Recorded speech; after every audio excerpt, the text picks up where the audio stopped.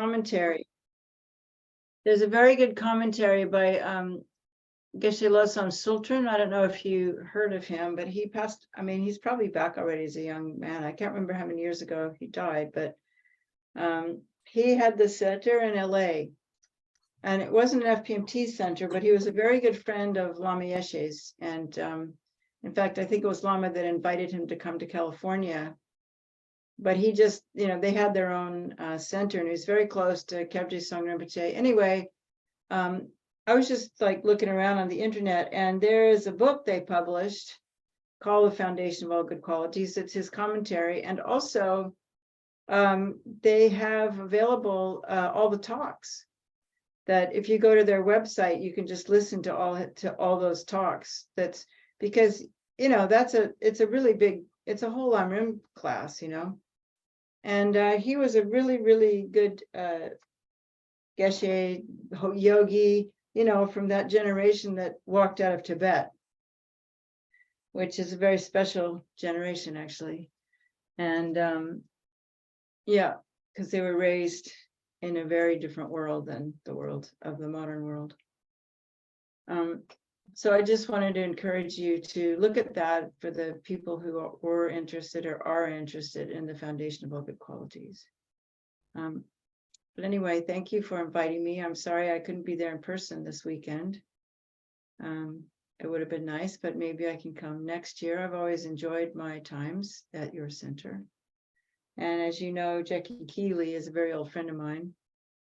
And I knew her back in the days when she was Lama Yeshe's attendant and secretary. And so, I was, I knew her before Felicity and watched Felicity grow up and a few times. I didn't get to see her too many times, but, and now she's a wonderful, wonderful adult.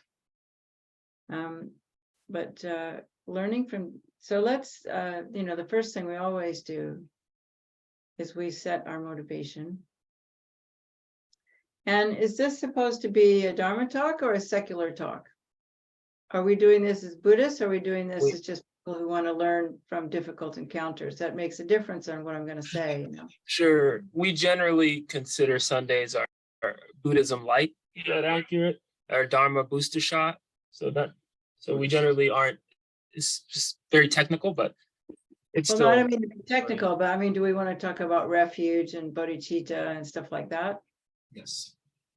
We do? We know what that means? I can see the room now. No, I don't think everyone here is familiar with all that. Okay, so we aren't going to start with the prayers and all that. We're just going to have a talk. Yes. Okay. Well, that's the ground rules now. So, and I'm happy with that. But anyway, we still need to, no matter what we do, every action we do is motivated by some wish, And what the Dalai Lama tells us, and what actually all the kind of great spiritual traditions tell us, is that when we are motivated to not only help ourselves find inner peace, but to help all the world and all the beings in the world have more peaceful minds and loving hearts, and are more grounded and centered in the world, that whatever we can do to further that makes everything we do better. So let's just start by kind of tuning into each other and tuning into ourselves. Maybe I'll put my prayer wheel down now that our obstacles are past. And let's just first come into the room together. So we want to cultivate a sense of being grounded. I'm sure most of you have heard that before, which just means that we are in the present tense as best as possible, that we feel our feet on the ground, we feel our butt on the seat, and we're aware of our breathing. And it doesn't matter if your mind's really busy, but just let's just take a moment to feel inside of our bodies and just watch our breathing going in and out. We might want to straighten up our back a little bit or just be comfortable as best as you can in those kind of chairs.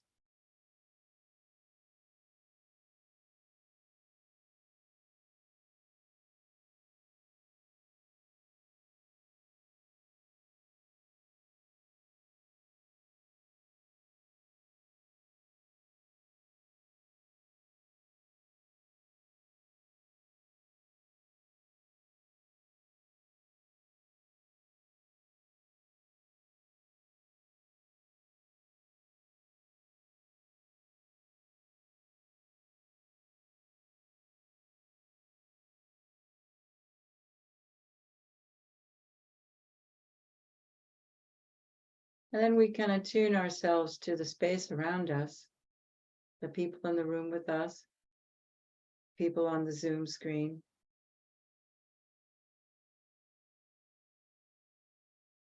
And it doesn't matter that we're in different places. The mind, has no sense of space and time. And so we can connect with with each other, even though we're not in the same space. So let's just take a moment to pay attention to our heart in the center of our chest and feel that connection with the hearts of the beings here with us.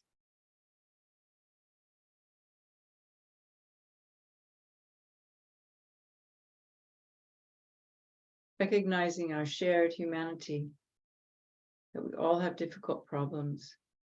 We all have periods of intense anxiety and sadness and joy, and we go through all the gamut of all the emotions. And this is what it is to be a human being.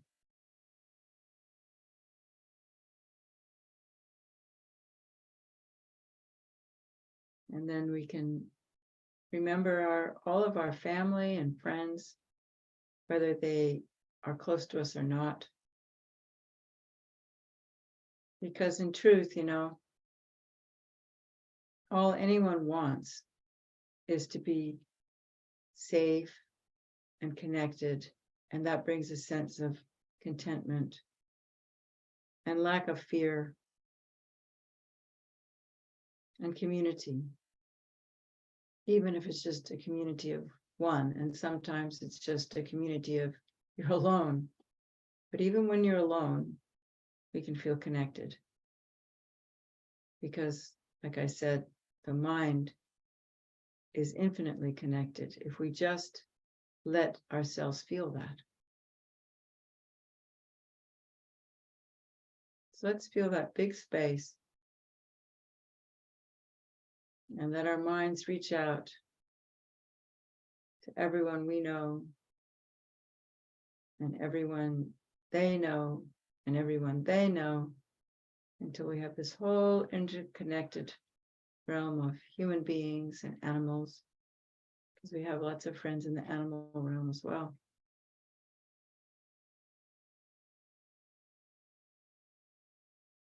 We just continue breathing.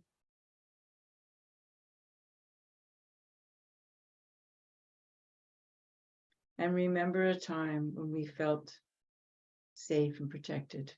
Maybe a place in your mind, a person that brings that, maybe it's your mom or your grandmother or your partner or your children. And we just bring that person to mind, those people to mind.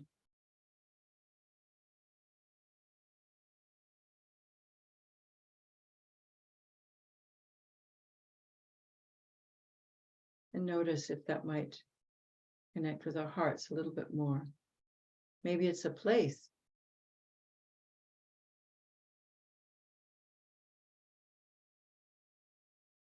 Maybe it's some music.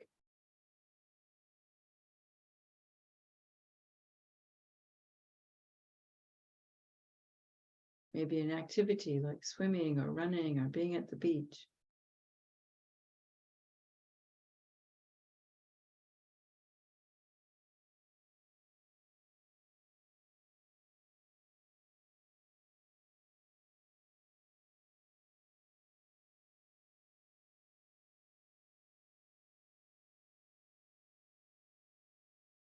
We just take a moment to just pay attention. That's all. We don't have to do anything except be aware of what's going on in our mind. We don't have to change our mind. We don't have to do anything to it. But we're just going to pay attention and breathe and feel this connection.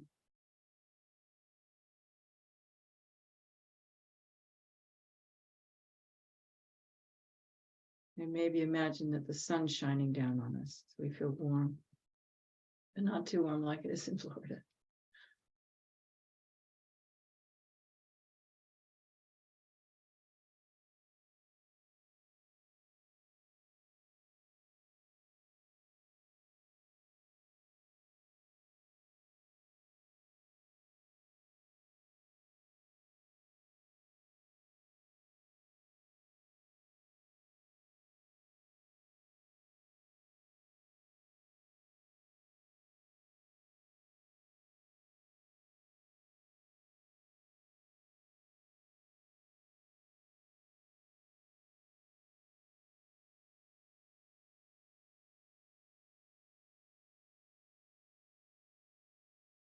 And then we can remember a time when we felt kindness. Maybe when we were kind to somebody, when somebody was kind to us. And just notice if that makes me feel a little bit more open-hearted, more warm-hearted inside, or what it does. Or maybe you can't remember a time when someone was kind to you, and that's okay too.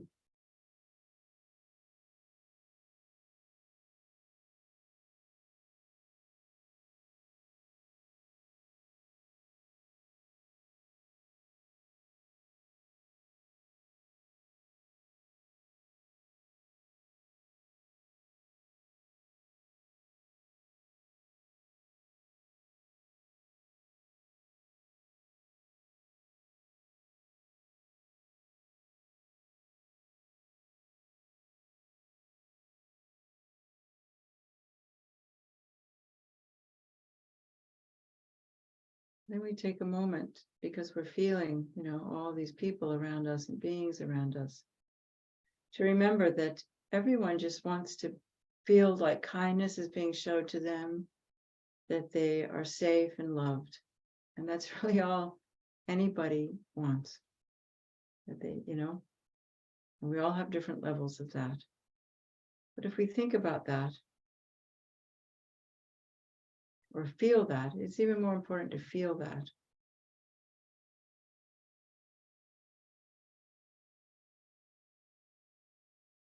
And just have the wish that I could share that feeling. First, that I can generate it in myself. To understand that for me to feel safe and connected and feeling like I'm open to kindness, although it is easier to feel that way when everything's going our way, when our job is secure, when our family's not fighting, when we feel secure in our political situation. But the thing is, the mind isn't really dependent so much on the outside conditions.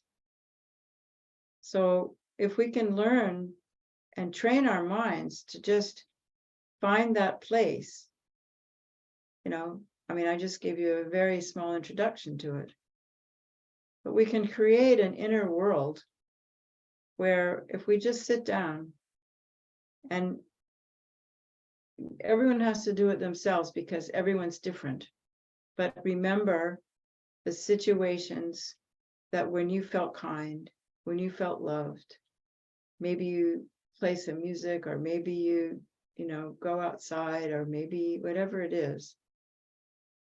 But usually, for most people, it's not necessarily connected to devices, iPhones and these kinds of things, because that can tend to affect our nervous systems in adverse ways. So this is a kind of thing that, I know a lot of people use apps, that's okay, but just keep it a little bit away from you. Because mostly we don't want to be dependent on anything, if it's possible, to feel nourished and loved and kind. And it's possible to do that. And so when facing difficult encounters, the thing is that if we can build this inner resource, it's like having I remember even when I was a teenager, I had a friend, and she used to talk about her secret garden. And it was just inside her own mind, her own body. It's not just the mind, it has to be the body too, because the body and mind are, they can't be separated. And so sometimes it's a good way to learn to create this inner garden is in the morning when you first wake up and when you go to sleep. And we can just think to ourselves, may I feel love? May I be healed? May I be safe? May I be happy? May I experience kindness? May I give kindness?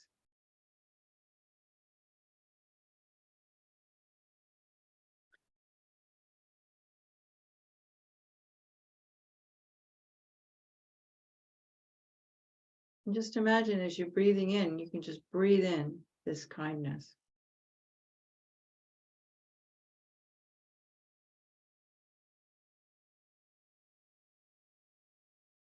And then you can think about someone else in your life. May you be healed. May you feel loved. May you feel safe.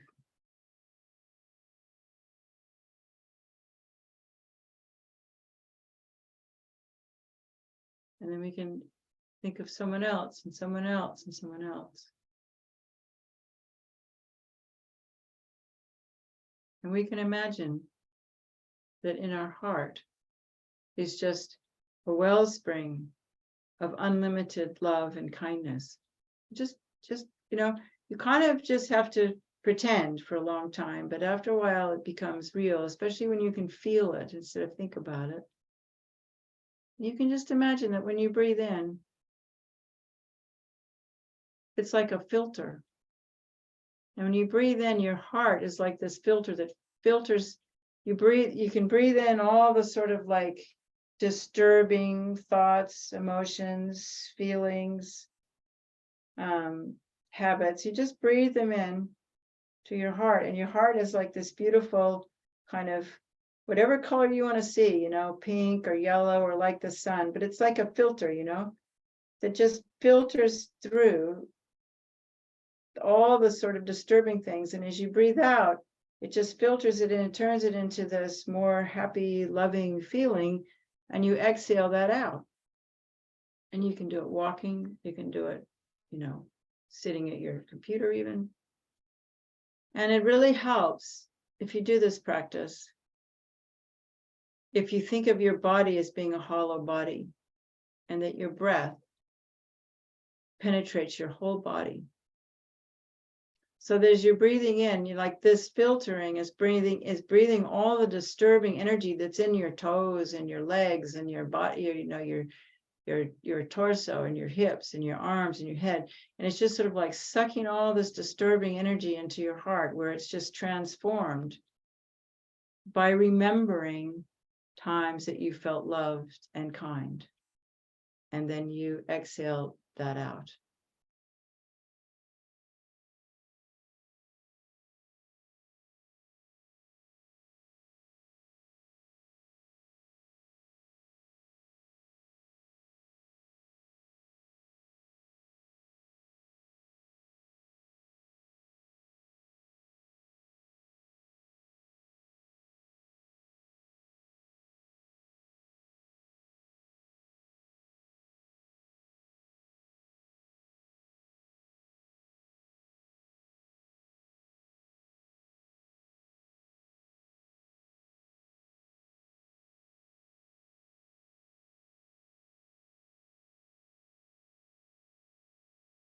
So feeling this whole body, you know, it gives us more of a sense of openness.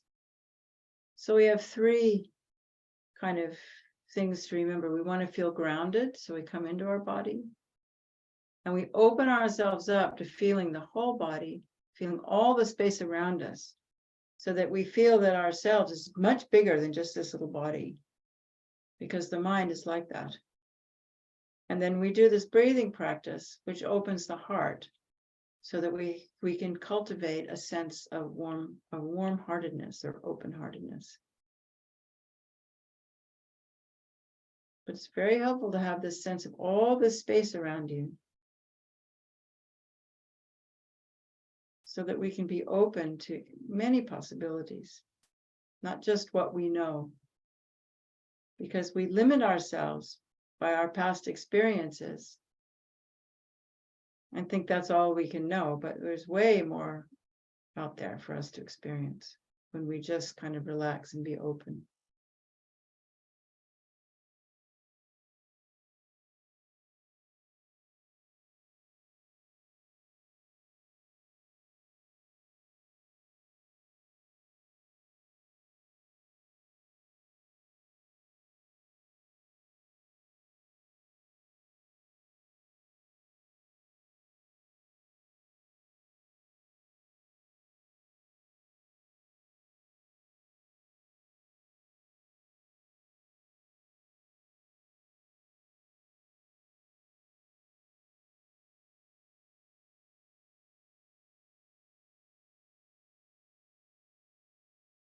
I won't go on too long, because if some people are new to this, just 3-4 minutes is enough.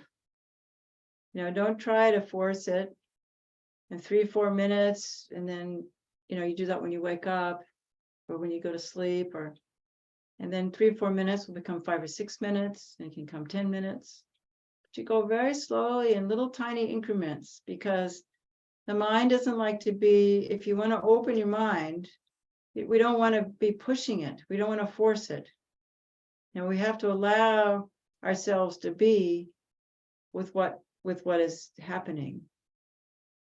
And one thing that's very helpful in this kind of practice is to just pay attention. It doesn't matter if your mind's going here and there, but you just have this intention that I'm going to have this groundedness, this openness, you know, and I'm going to remember kindness, and you know, open my heart to all of that.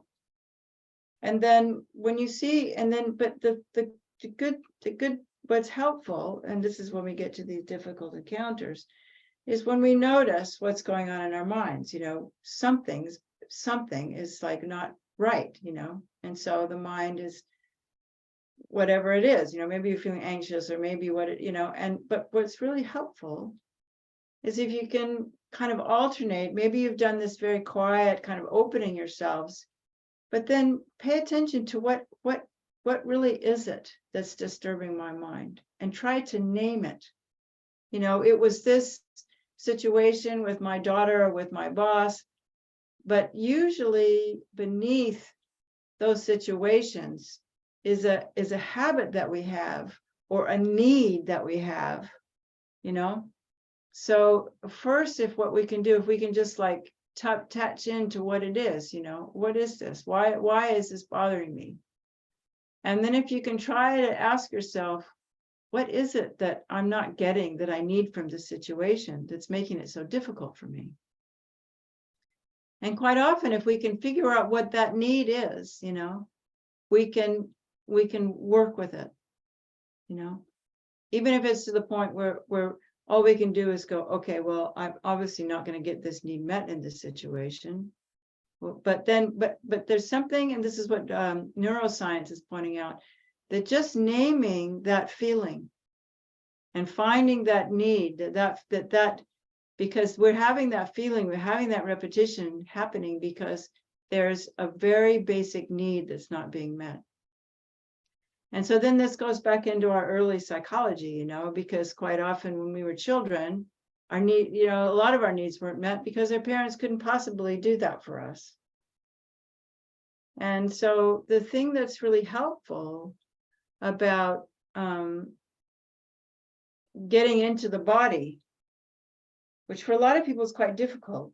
But if you work with it, letting yourself work with, lying down, now I'm feeling my feet, my legs, because what neuroscience is teaching us is that these emotions that need to be named in order to be released.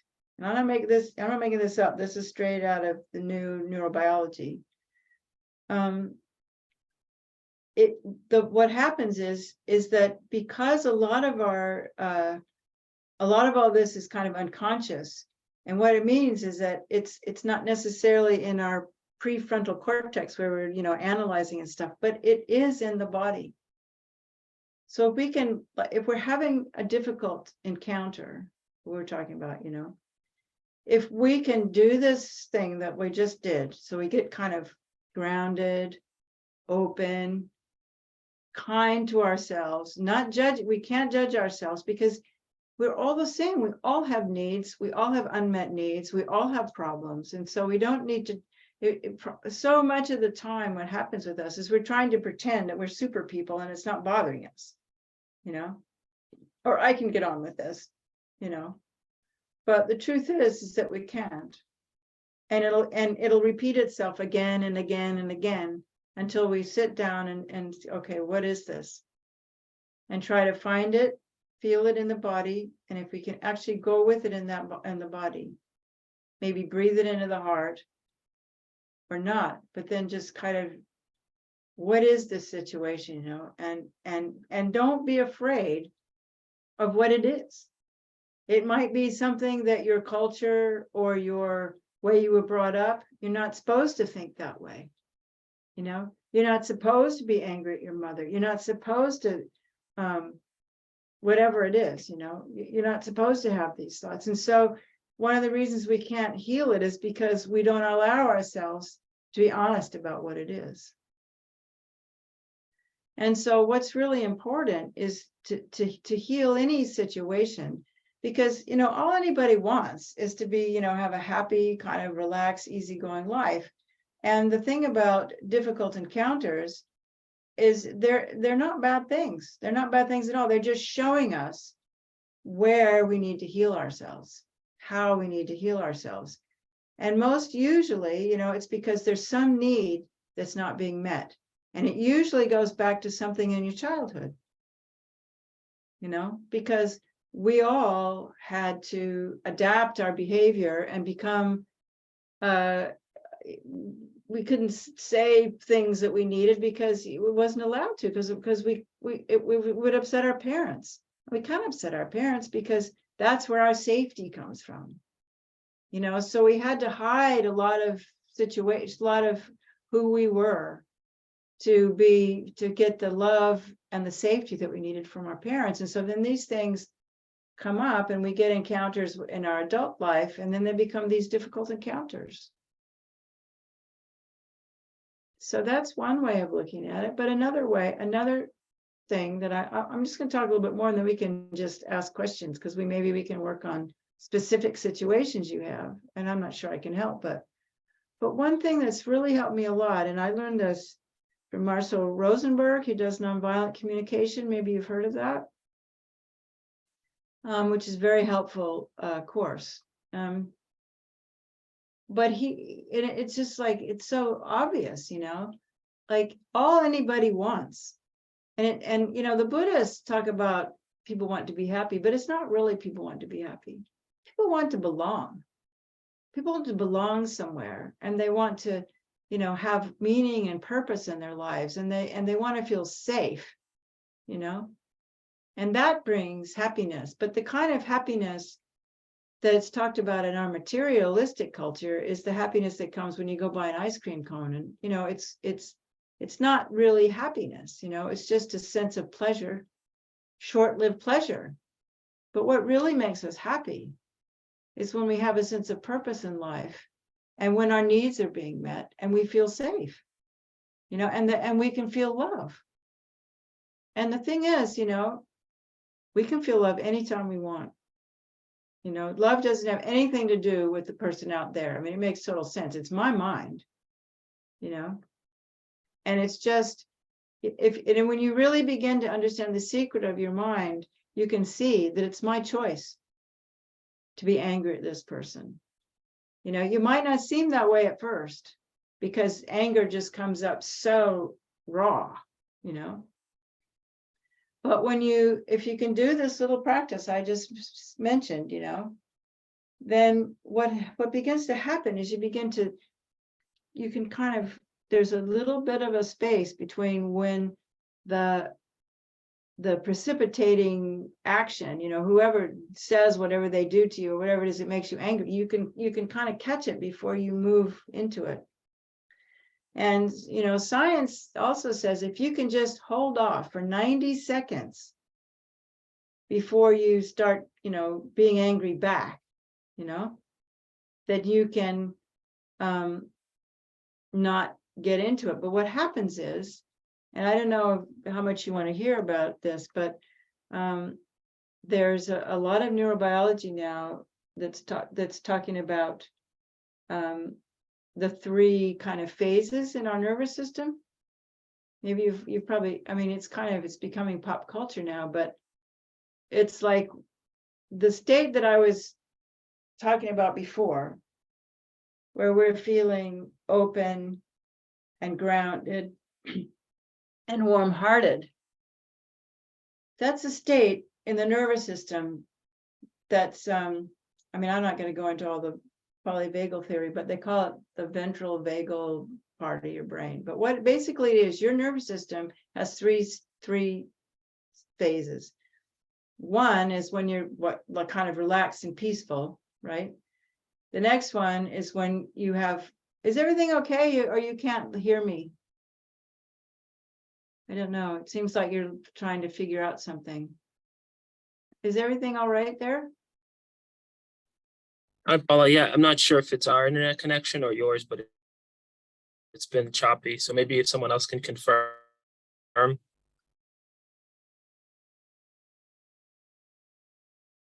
Maybe Mary Vanessa, or... have you been able to hear Paula clearly the past minute or so? Yes, I hear you Yes. very well, Paula. Okay. Well, is this making sense to you at this point in Yeah, all time? right. Okay. Great. Okay.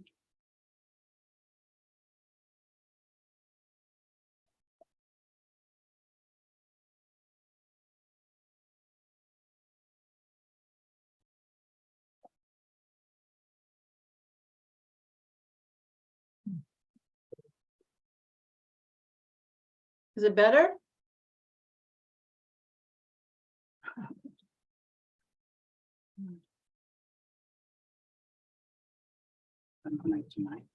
Yeah.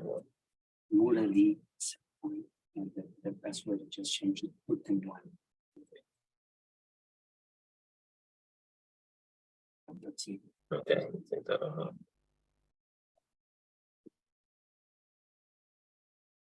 So I go here. Yeah.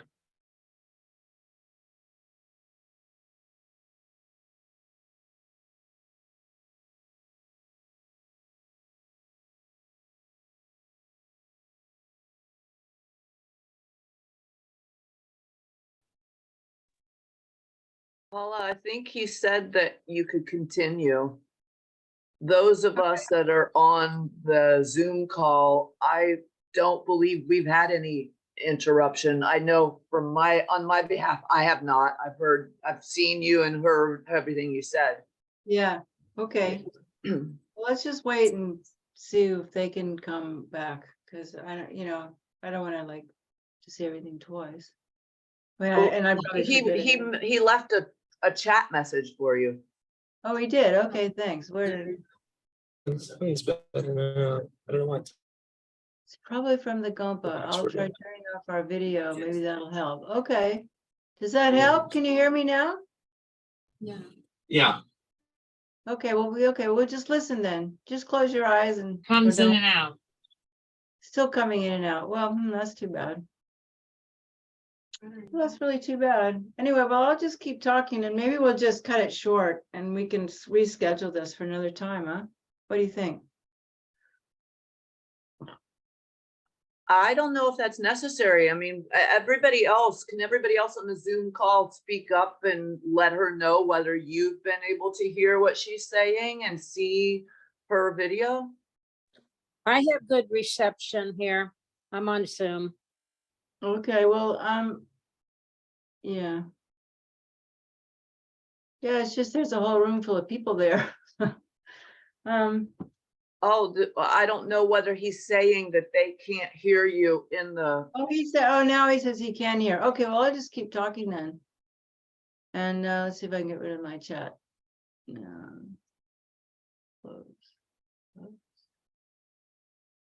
Okay, so I was talking about, it's called polyvagal theory is the name of this latest kind of neuroscience there was a guy named Stephen Porges who kind of just he's a doctor, I think, a psychiatrist maybe.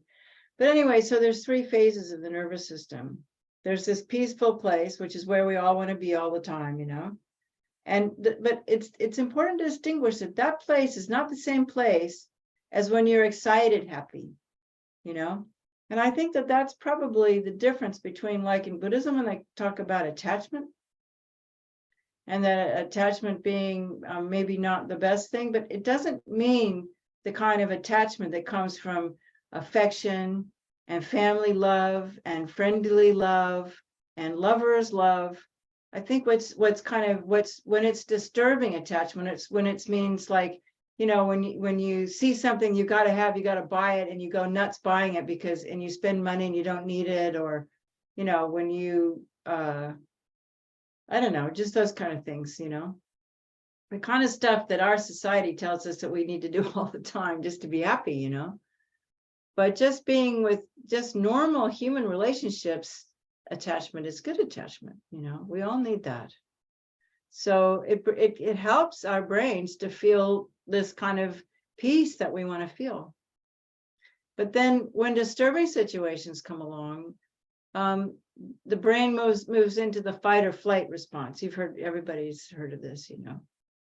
So where I was talking about was, you know, trying to hold off for a couple of seconds, because once, and I know this because, you know, I was in a pretty tumultuous relationship for some time, not anymore, but, you know, when my partner would get mad at me, you know, I couldn't figure out why. I would just like either freeze or get back, you know, and get involved in an argument. And it's because when you move into the fight or flight mode, you don't have that kind of control.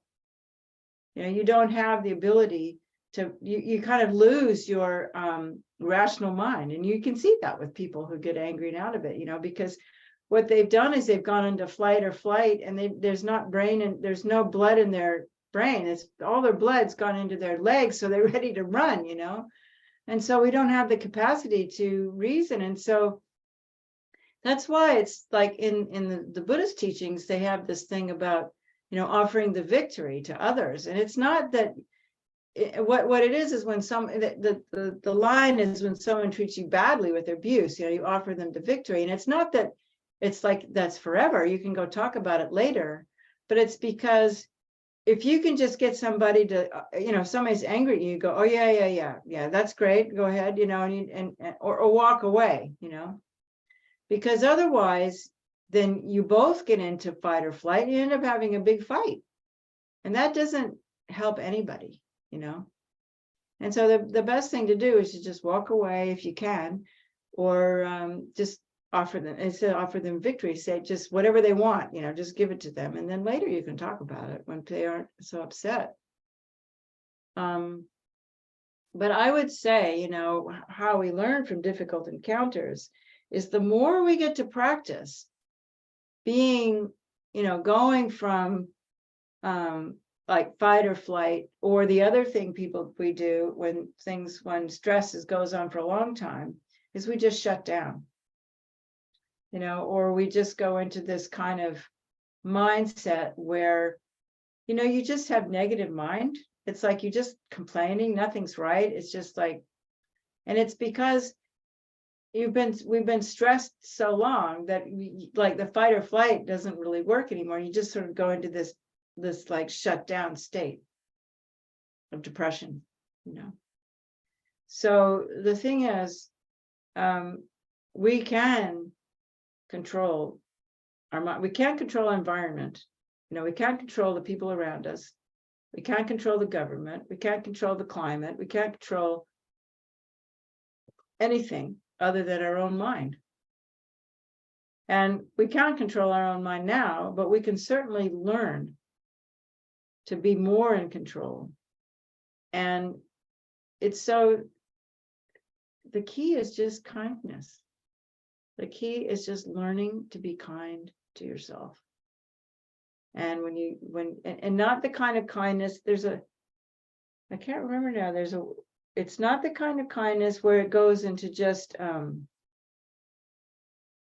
there's a word, where you're like pampering yourself, you know, but it's the kind of kindness that's, you know, not where it becomes like, you know, ego aggrandizement or, you know, only about yourself. But it's just that kind of more quiet kindness that learns to accept you and love you as you are, and realize that, you know, the things that go wrong in your life are everyone's the same, you know. So there's no reason to think I'm worse than anybody else. And so the reason why we need to do some kind of breathing practice or awareness practice or, you know, loving kindness practice is because, you know, most of the time, and me too, still, after, you know, most of the time when I fall into, I mean, I'm getting better at it now because of, you know, anyway, that doesn't matter. But most of the time when we fall into like negative mind speak about ourselves, we don't even realize it. You know, it's like it can be going on for a long time before we go, oh God, you know, here I am, you know, saying all these, judging myself, and why didn't you do this, and blah, blah, blah, blah, you know, and just all this negative stuff. And that doesn't help anybody. And and I'm not saying that we shouldn't pay attention to when we harm people or when we do stupid things. But it's just, we don't have to harp on it. We can just go, oh, there you know, that happened again, you know, okay, you know, I'm a human being, I make mistakes, and just move on, you know. So that's about all I have to say. And if anyone wants to ask a question, or we could have some examples from your life of how we might deal with things. I don't know if I can help, but we could try, you know, as a group, maybe. If anybody wants to say something. Anybody have questions here? Thoughts, comment? Does it make sense what I'm saying? Mm-hmm. Yes. Yes, it does. Well, these Buddhists, man, they're so quiet. I just did a thing on climate change with a friend of mine, and she's used to doing it with all kinds of different people. And we did it with a group of Buddhist people. And when it came to share and talk, nobody would say anything. Maybe it's just shy people. I don't know, you know. But well, I'll just talk a little bit more about this subject then. Okay, I gave you the idea of groundedness, openness, and, you know, and warm-heartedness. But the other way, I've been studying a little bit with a woman named Sarah Payton, who lives in Vancouver, Washington, and she works with traumatized people, but we all have it to a certain degree. And and I've kind of taken things from different people. I've been reading their books, but in order to get back into this more happy, calm, or place, there's they give the scientists and the psychologists have been studying kind of 4 different components, you know, or 4 different alternatives of how you can deal with these when your mind's in a difficult state. And the first one is called accompaniment. And that means that you share it with somebody. And if you can't share it with somebody, you can at least, well,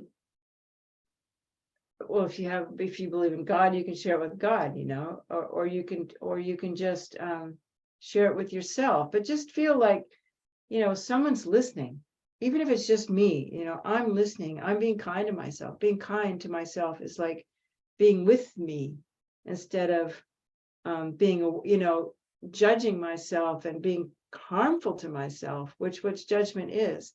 We want to turn that around and have a situation when we're quiet and we're just being with ourselves, that it feels comfortable and we're at home there. And so much of us aren't, because we just absorbed all these different things from childhood and growing up, and there's a lot of shame involved, and when you feel ashamed of yourself, you don't feel very happy in yourself, and shame is kind of a way that we can deal with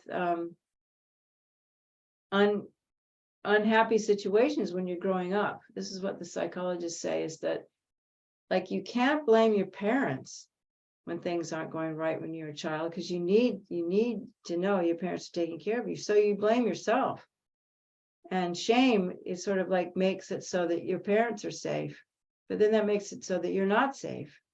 So then we grow up as an adults and we don't have this inner world of kind of kindness towards ourselves. And so that's why we need to accompany ourselves and be with ourselves. And then the other one I already talked about, which is just name it. What is this? Where is this coming from? And then after we figured it out what it is, then it's what in Dharma they call thought training, thought transformation, transforming it. You can have a situation where someone has done something to you. Well, I can give an example from my own life. When my relationship with the long-term relationship I had broke up, and it's kind of, in the beginning, I didn't understand it at all, but over time, when I began to have compassion for myself and the situation, I could reframe the whole thing, put it with different language, and suddenly it made total sense why it happened. And once I could do it that way, I wasn't bothered by it anymore. So if we can tell a different story, like maybe that Native American thing of, don't judge a person until you've walked in their shoes for a mile, maybe if we're having a difficult situation with a person, if we can try to think about what their life is like, why are they, behaving like this? It makes my life so difficult. And if we can try to understand that, then it doesn't hurt so much, because compassion is there, because compassion means you're being with that person with passion, it's Latin, like Italian, or probably Spanish is probably similar, right? And so we try to see all sides of the story. Now, of course, this all takes analytical behavior. We have to be able to analyze the situation. And so when we're still just all emotionally upset about it, then we can't analyze it. So that's why it's really helpful to develop this capacity to, like what we did the first 20 minutes, breathing, being grounded, open, because once you can do that with yourself, then you can have the capacity to analyze the situation and reframe it, put it in a different context, So, yeah, and then if all else fails and you can't do anything with it, just distract yourself, go for a walk, turn on the music, go to a movie, watch a film. And I think that's what most of us do all the time anyway. We just distract ourselves. And so we stay distracted the whole time, which is why, the telephones are so popular now, because we can stay distracted 24 hours a day.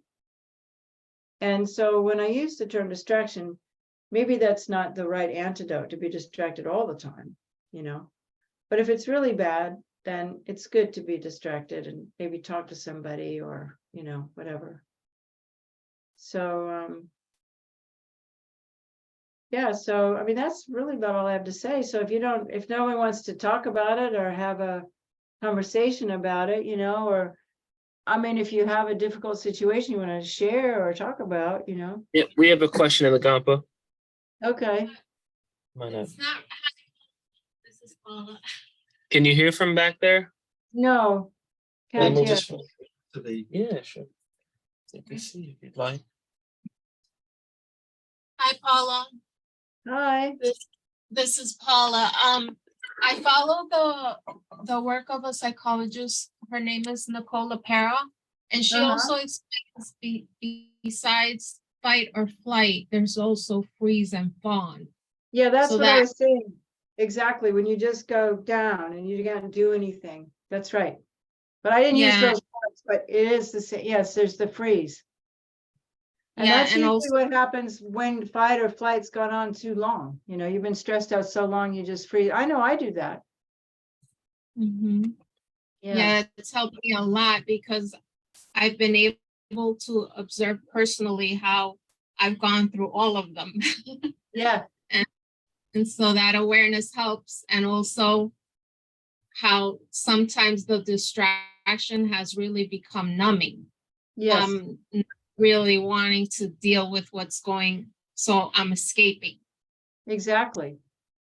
Yeah, well, thank you. Because what the point I'm trying to make, I think, is that it's exactly what you've done. We need to develop awareness or mindfulness to know when I'm freezing, when I'm fight or flight, and how to get back. The most important thing is how do we get back to that centered, grounded, open, warm-hearted place that we want to be. And the thing is, nobody can teach you that.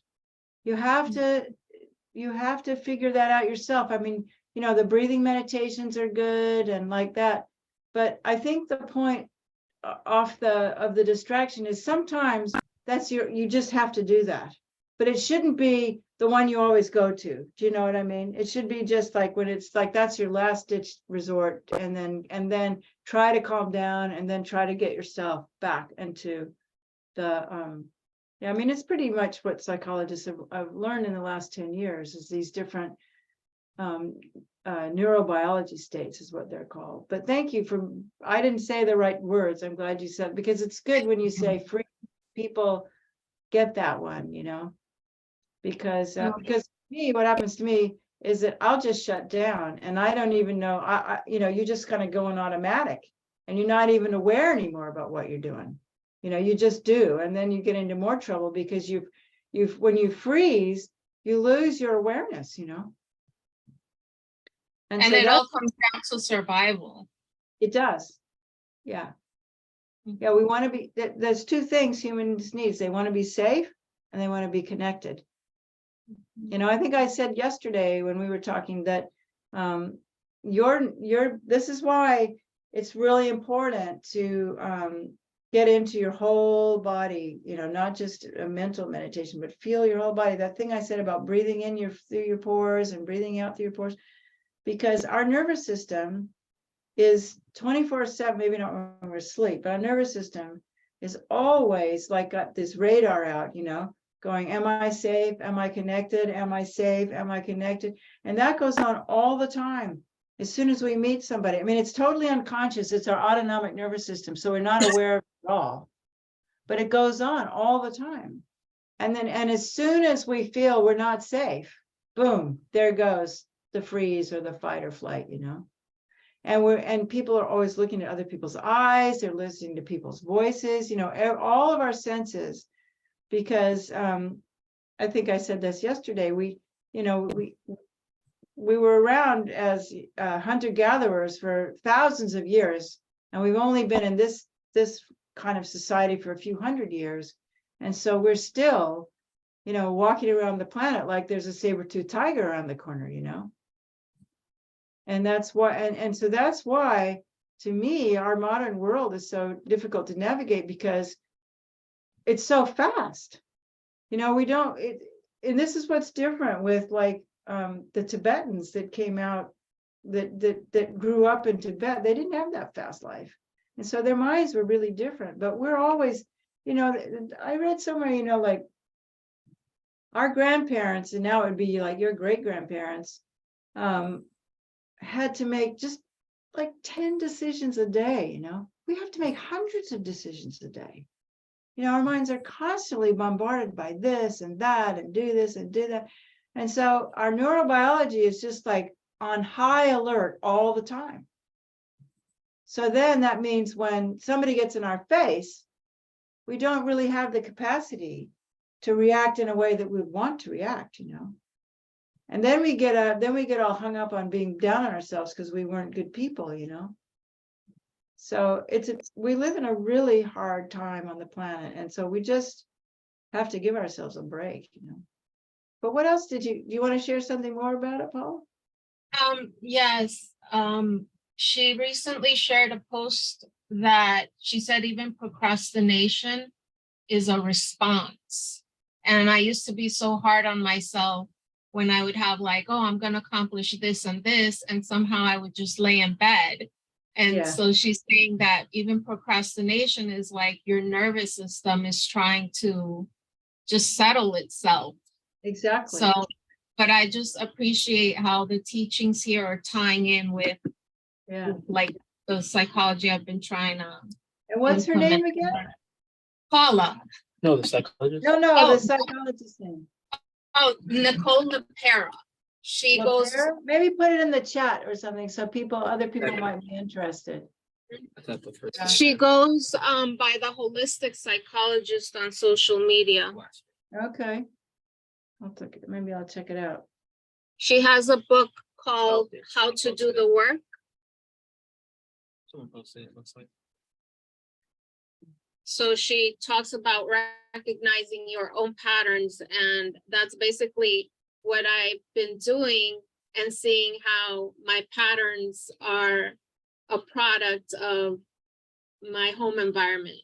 Exactly. And then what you're saying, like, well, being able to see and have compassion for my parents, because this is all new. My parents grew up in a generation where you don't discuss these things and you don't open up to strangers, and you just raise and reprimand, and Yeah. but there was nothing, deeper than that.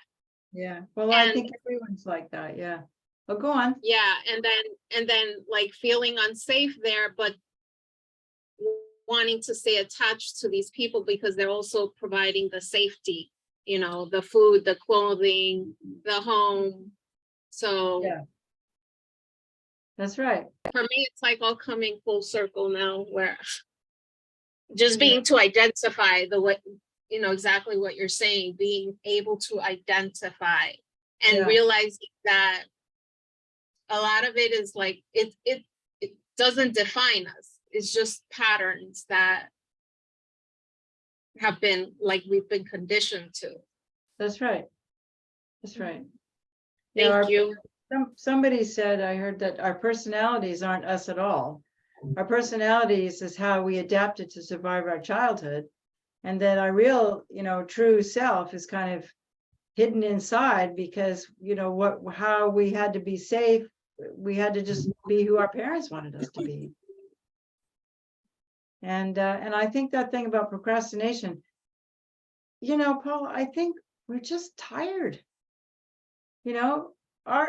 I can't believe the pressures that people are under in this world. And when you wake up in the morning and you don't want to get out of bed, it's because you need to rest.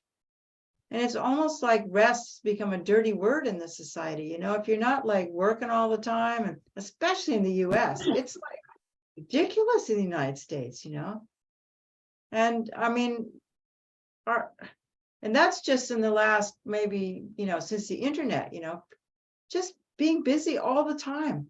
It's like brains need time out. You just need to like have time when you're just relaxed, and there's nothing wrong with that at all, I was just gonna add, not guilty about relaxing. Yeah. No, I about 20 years ago, I told somebody that, having a day when you don't do anything at all is like a revolutionary act. I mean, it used to be we had Sundays, don't you? Maybe you're too young, but when I grew up, we actually had Sundays, you know, where the stores were all closed and we just didn't do anything. And nowadays people are, and it's because it's fueled by capitalism, you know, buy, do, you know, we have to keep the economy going, la, la, la. It's driving, and I mean, I just feel so sorry for children these days, you know. Even like when I was growing up, Thanksgiving, everything was closed and you enjoyed Thanksgiving. And this last year in August, I was seeing like Halloween stuff in the stores. So it's like they keep wanting us to go at this unsustainable pace. Yeah, and that's what's killing our planet. You know, consuming, it's like now the day after Thanksgiving is the day to go shopping. It's not the day to rest and be with your family. And you take your family to the mall, and then and people don't have enough money to do that anymore, you know. I mean, it's just so much pressure. So we need to just stop, you know. Thank you. Yeah, thank you, Paula. Thank you for sharing. I'll look her up because it sounds, yeah. We just, and it's important to go back to when we were really little, and just kind of make it okay, you know. Make it okay. And if some people need therapists, some people, it's really helpful to do it with somebody, but you can do it by yourself. And, you know, when I was, you heard I've done a lot of meditation retreats, but one of the things I did a lot of was, you know, this thing I was telling us about just feeling in your heart and being that filter. I would just let myself get quiet, and I would go back to the different issues in my childhood, and I would just breathe them into my heart. And it was like that, like inner child work, you know. I just feel, it was almost like I was two people, you know. There was like the adult me and the child me, and I was just comforting and caring and letting that little child know that it was okay to be who you were at that time in your life, you know. And also, like you said, Paula, to have compassion for your parents. I mean, they're just doing the best they can too. I mean, they don't mean to be that way. They were raised that way too, you know. So yeah, but I mean, I don't know how much longer human beings are going to be on this planet, but I am encouraged that things are slowly changing, you know, especially now that these things are being proven because of the MRI scans, you know. They can look at people's brains and see how they can heal, because our brains can heal. Because a lot of these patterns we have, they're just patterns that we develop. I'm not going to go into the whole science of it, but to survive as children, and they're stuck. But once you can feel it, and once you can name it, the neurons in your brain, they change, and you don't get stuck there anymore.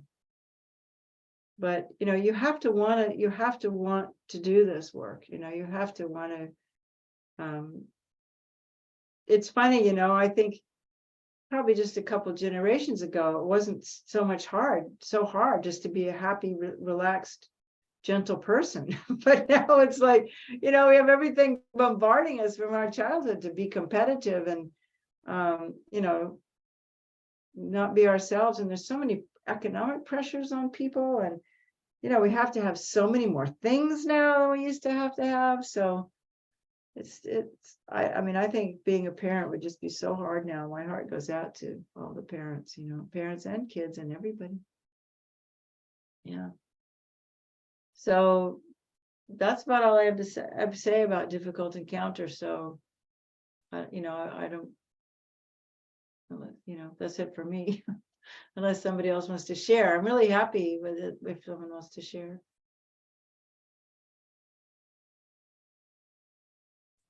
Hi, Paula.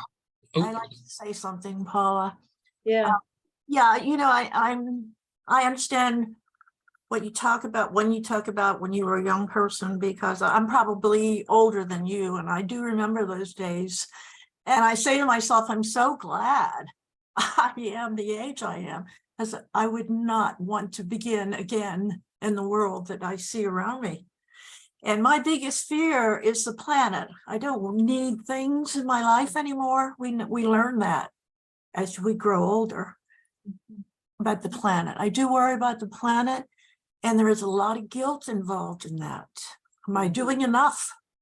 Am I doing Yeah. anything? Yeah. You Yeah. know, Yeah. I think we all feel that way because are you finished? You want to say more? no, that's enough. I'm good. Yeah. Because, I mean, maybe we can just discuss that because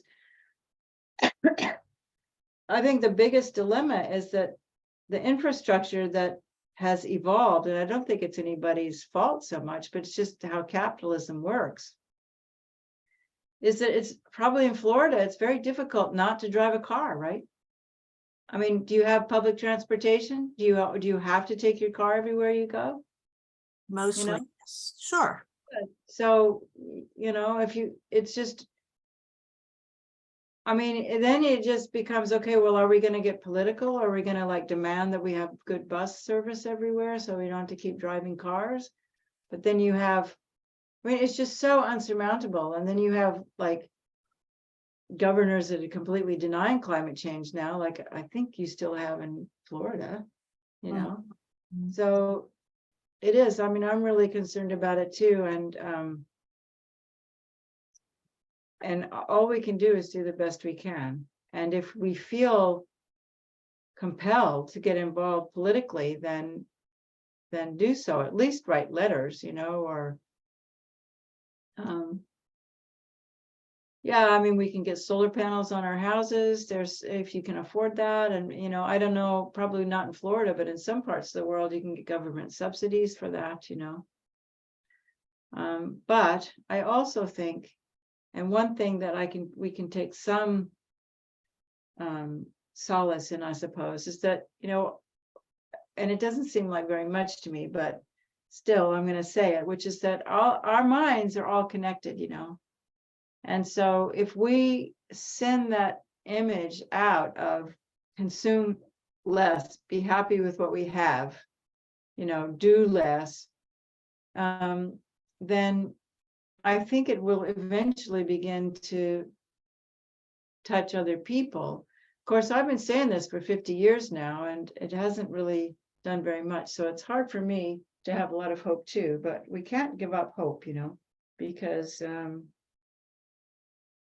I mean, they've let it go. We've let it go until it's really in our face now, the hurricanes and the climate here has really gone bananas too. But what I try to remember is, World War II, Hitler was taking over Europe and suddenly they mobilized and, built all these airplanes and did all this stuff and stopped it. And if there was the political will, and unfortunately, they made a lot of money off of that, which is probably why they did it.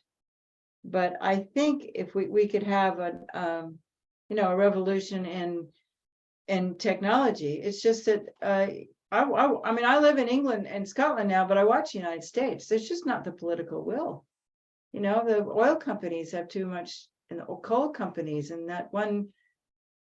So I mean, we're not supposed to be political in Dharma Center, so I can't say very much, but you people in the United States, you gotta do something, because it's the worst country in the world right now for climate change. You have the biggest footprint, causes the most carbon, and has the least political will of anybody in the world. Right. So it's really frightening to me, really frightening. Yeah. And I'm like you. I mean, I wouldn't want to be a child now. And I think to me, that's the greatest challenge, is to, if what's the most important thing to human well-being is to feel safe and connected, children don't feel safe. No. Children just don't feel safe. And if they don't feel safe, then what's going to happen, I don't know. I don't know. We'll just see what happens. And maybe we'll be, I mean, I just keep, I'll be dead before it gets really bad. But right now we're kind of headed for a big disaster, isn't it? And there's just it just doesn't seem to be the will to change. you know? So I'm sorry, I don't have a really good answer. I pray about it and, you know, but I think what it is that it's just gotten more complicated than the human brain can deal with, you know? Well, thank I God, just- thank God for meditation. Yeah, but when I think about all the issues, because one thing about living in the UK is it's a little bit smaller, you know, there's 60 million people here. And which is a lot. It's twice as many as there were 30 years ago. But you know, when I look at the the issues surrounding, you know, how to deal with the pandemic, how to deal with immigration, how to deal with climate change, how to deal with the fact now that, you know, inflation is rampant and people here have to choose between eating and staying warm. It's true, you know. Mhm. And I look at the politicians and it's like, it's just too, it's almost like it's just too big and too vast to figure it out, you know. And so I mean, I don't know what's going to happen.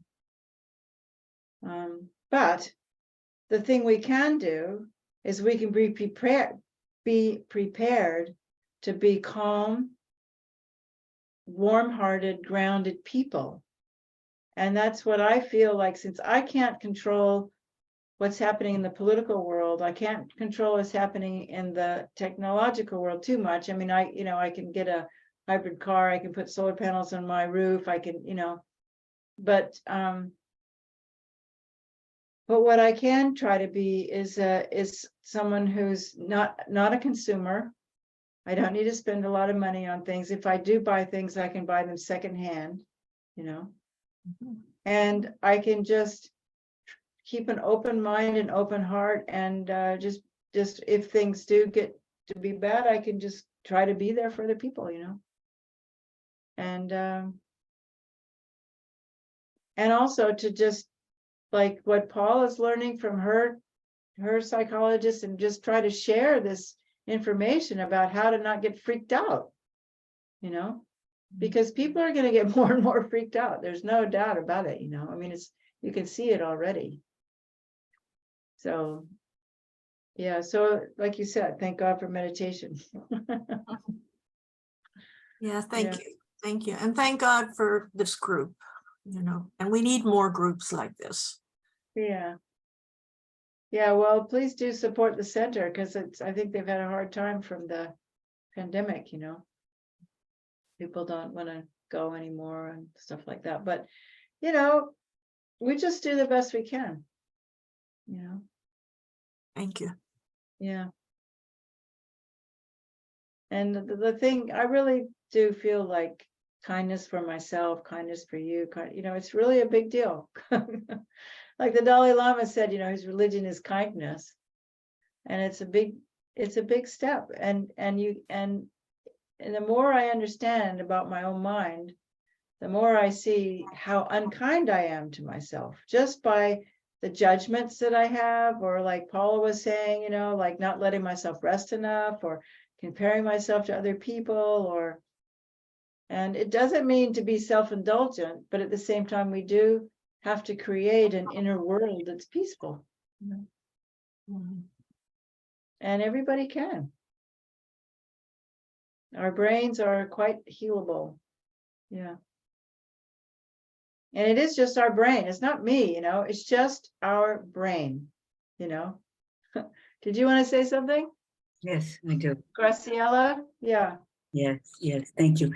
Yeah, I have been thinking, you were saying it's been very helpful for me to know the need to be safe and the need to be connected. And I speaking of someone who I've been trying to follow also is Gabor Mate. And Yeah, that's where I learned that from. Exactly. And he says that if you give up authenticity for attachment, which I somewhat equate to connection, then it just seems really hard, because you compromise yourself to be connected, to be, or That's right. And so I'd like to hear your thoughts about that. Yeah, If- well, I just read his book last month, you know, the myth of normal. Mm. And I've listened to him a lot. I've actually done a workshop with him. I really recommend him. Gabor Mate. He's like the pop stars, you know, doctor these days. But well, what he mentions about it is how we did that as children, mostly, and how we need to recover our authenticity by you know, using these methods I'm talking about. However, even today in my life, you know, we see how, yeah, I think you're talking about now, you know, how we, I think in terms of women, I think it's how we become people pleasers, and we are attending to people more than actually being our true selves, because we feel that that's how we will get that attachment that we need, is if we take care of people, right? And so I think that what we have to look at is, when taking care of people is a joy to us, you know, when it feeds us, because sometimes it does feed us, and when is it we're doing it just because we feel like we have to. And I think that, I mean, I work with this myself, and so what you know, maybe it's time to experiment with, when it's not bringing you joy, to not do it. You know, and I think what I read with Gabor Mate, and if your friendships are based on that, you don't need those friends. You know, if your friendships are based on you being who they want you to be, rather than being yourself, then find a different friend. You know, that's really hard, particularly maybe if it's your children or something, you know. But I think that's one extreme. And the other extreme is giving up your authenticity to get that attachment. But somewhere in the middle, we can find something that will work for us, you know. I mean, sometimes you may end up overextending yourself because you love somebody, you know, but in other times you don't have to. So there's no cut and dried thing, but it's definitely really important to understand that dynamic of when you are, you know, not doing what's true to you in order to feel like that person's going to give you the love that you want or the love that you need. You know, I mean, there was the classic book on codependency called Getting the Love You Want. Was that what it was called? No, that's not what it was called. What was that book called? I can't remember the name of the book right now, but it was like one of the very first books on codependency that came out in the 80s. It was super popular. And it was all about that, you know, how we feel like we need to take care of other people to get our needs met, you know. But I'm really glad you brought that up, because we do that with our bosses, we do it with our children, we do it with our, and the point is, we might have the courage to stop taking care of people, but then what's going to happen to our lives? You know, does that mean we're going to lose our jobs? And that, you know, and so that's why I mean, you have to be skillful about it and realize that sometimes you have to do that, you know, because maybe that's how you get paid. But if my primary relationship is based on that, it's just not a healthy relationship, is it? No. I wanted to add that I love what you said earlier about that we don't have to be accompanied to feel connected, that we That's right. connect with ourselves. And that was really helpful, because that's something I hadn't really thought about it. And I love the idea of going into my heart. And I think that will be very helpful to me. Yeah, because you know, what Gabor Mate says and what the Buddha said too. I mean, Gabor Mate, a lot of what his stuff is very Buddhist, you know. But it's like everything we need to be safe and loved is in our own hearts. And that, because if you think about it, you know, when we are experiencing love and safety and connection, it's in our brains. It doesn't have anything to do with the people out there, you know. And I remember, do you remember about, I don't know, 20 or 25 years ago, there was a movie that came out called What the Bleep? Do you remember that movie? It was about all the stuff we're talking about, the very beginning of like alternative, neuroscience, and what one of those scientists in that movie, and I'll never forget this, because as a Buddhist practitioner, I was just like, yeah, yes, because if you imagine something, it lights up the very same places in your brain as if it's happening in the outside yourself. So what that means is if you imagine you're feeling love and being loved, it's exactly the same experience internally as if there's somebody there giving you a hug. So what I'm trying to say is, and what this whole talk is about, is that we can learn to do that for ourselves. And when we learn to do that for ourselves, and we become what we could call like we have a little bit more emotional flexibility, so that we aren't codependent, that we aren't, having to care for people all the time to feel like we're going to get what we need, But I mean, it takes doing that very simple practice. We did the first 15 minutes. It's all it takes, whether you want to call it mindfulness or open heart. But I do want to say that I think mindfulness alone, just watching your breath is not enough. You have to bring the heart into it. You have to bring, loving kindness, thinking, feeling about how much you love people, and because it's hard to us to connect with self-love, but it's easy because we're, that's kind of taboo in our culture. You're not supposed to love yourself. But it's if you've ever been loved or felt love, and unfortunately some people haven't, but most people, even if it's just your dog, you've got some being in your life that opens your heart. And so if you just remember that, and then just let it be there, because it's your heart. It's not there. It's your heart that's open. And so then you just learn how to cultivate an open heart. And then it's there for you, your resource. So that was Paula was talking about, when you're going into fight or flight or freeze, you can pull yourself out, and the best thing that I find about meditation is if you connect, just like maybe you have the recording, you can get the recording and listen to it if you never did this before, and make it up how it fits you. But now I forgot what I was going to say. But when you open up and when you open up into your heart, what was I going to say? Because we're out of time. I don't know what I was going to say, but it's there for you, and so you can train your mind. Mindfulness is not enough. Yeah, mindfulness is not enough, because it has to be that open-heartedness, and that thing about that filter of breathing in, whether it's your own pain or somebody else's pain, or just the pain of the world, the climate change pain, just being a filter for that through your open heart, and just allow that to heal you, and let your brain be accompanied, So, and we need this more than ever now. And I really, if I could start all over again, I'd figure out how to do this in schools. And, I was listening to a conference the other day with Sarah Payton, this woman I was telling you about, and there is a program in Vancouver, British Columbia, where they're teaching this to children. And the children are learning at a very early age how to get themselves from that fight or flight and freeze back into their sense of openness, groundedness, and love.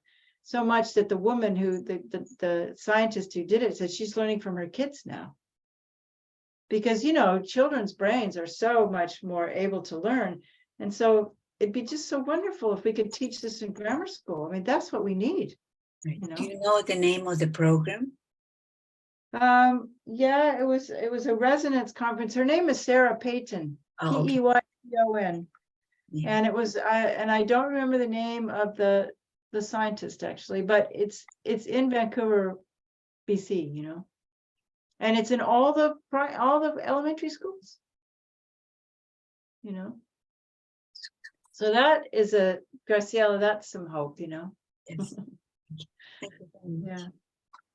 Okay, well, we're out of time now, and I hope this has been helpful. And I really encourage you to explore this more. You know, Gabor Mate, and another woman that I've learned from is her name is Deb Dana or Deb Dana. She says like learn your nervous system. You know, learn just like it's and the thing that I find so interesting is that so much of what the Buddha taught, but now it's in our science. And so we don't, we can, and so if you aren't a Buddhist, because for us, the greatest source of accompaniment is when we take refuge in the Buddha, the Dharma, the Lama, that is the greatest source of healing and accompaniment. Since this wasn't a Dharma talk, I couldn't say, but I think most of you are Dharma practitioners. And so just remember that taking refuge is how you feel accompanied. And generating bodhicitta is how you feel connected. And so if you know the work of Gabor Mate and know that those are the two things that you need to heal your brain, it's right there in the Dharma. It's the first thing you do in every Dharma practice you do. So Buddha was onto something a long, long time ago. Yeah.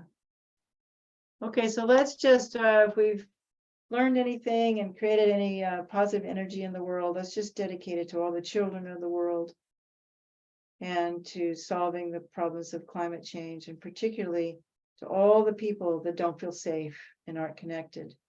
May they find a safe place with, and not necessarily just in their own mind, but with real people, So, so thank you, Nicole, for inviting me, and maybe I'll come in person next year and we can do something else. So thanks for I'm really glad people started helping in the end, because it's always more interesting when other people talk besides myself. I get tired of me, Yeah. Thank you so much, Paula. Our virtual kata to you. And yes, we really appreciate the talk. Yeah. And Yeah. yes, we do hope to see you in person next year. Yeah. So thank you. Okay, you guys. Continuing to practice. Yeah, lots of love to you all. And, just please, if this made any sense to you, we all have a source of love in our own hearts. And all we have to do is let it be there, Oh, it was the Beatles. Let it be, And don't work too hard and rest. Okay, bye-bye. Thank you so much. Thank you so much. See you all. Thanks, everyone. Bye. Bye.